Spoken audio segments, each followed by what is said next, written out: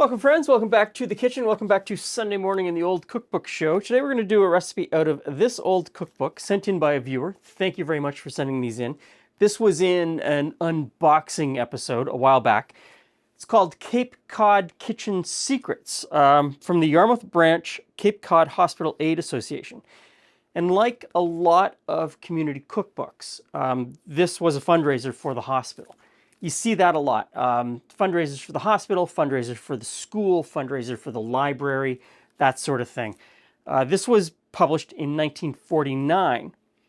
And at the beginning, it's kind of an interesting little tidbit here. This little book is launched with a double purpose: to raise money for the Cape Cod Hospital, and in the hope that it will be a help to those who are new to the kitchen, brides, business girls, and the many women who are learning to get along without a cook. I mean, times have changed. Today we're going to make something called grape nut bread. So in here I have grape nuts. And to the grape nuts I'm going to add 2 cups of scalded milk. And the milk is still hot. And we're supposed to let that sit until it cools, probably just room temperature. I don't think it really needs to cool all that much. Next, I've got flour, all-purpose flour. To that I'm going to add baking powder, 4 teaspoons of baking powder. So this is a quick bread, and it will be a very heavy quick bread, so you need all of that baking powder to give it any sort of rise at all. Some salt and sugar. And then just get in there with a spoon. Mix that all together. You're supposed to sift it together. I probably should get out the sifter and sift it, but you know, this is going to be fine. Okay, so this is the measuring cup that had the milk in it. I'm going to crack an egg into it and just give the egg a bit of a mix before we add it into here. The recipe writer seems concerned. Boy, I cracked the egg and then dropped it. Lost the spot where it cracked.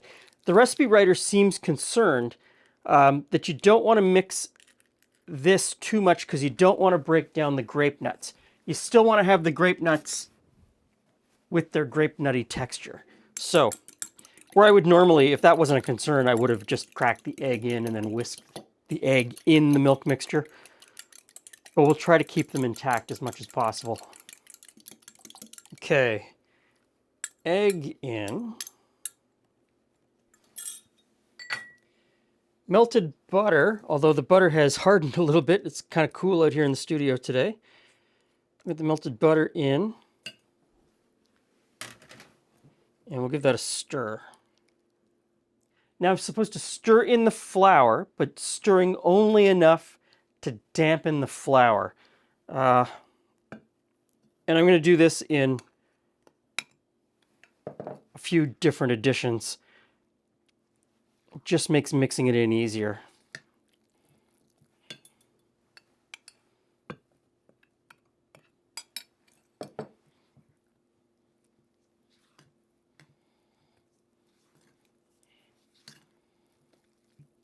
I think that's good. Now, I'm supposed to put this into a greased loaf tin and then let it sit on the counter for 20 minutes before I put it in the oven. And that could be to let the flavor of the grape nuts get all the way through. It could be to allow the grape nuts to soften maybe even just a little bit more because they are really, really hard little critters. So, get this into all the corners of the pan. And we'll let that sit there for 20 minutes.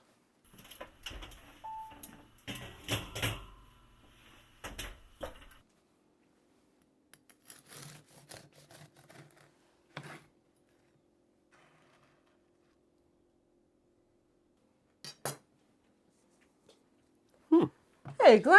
Hey, Jules. What kind of loaf you have there? Hey, friends. Oh, grape nuts. Grape nuts. Okay, so. You're either going to love it or hate it. You know what I mean? That's the thing about grape nuts. Smells really good. Like, it smells really good. It reminds me of a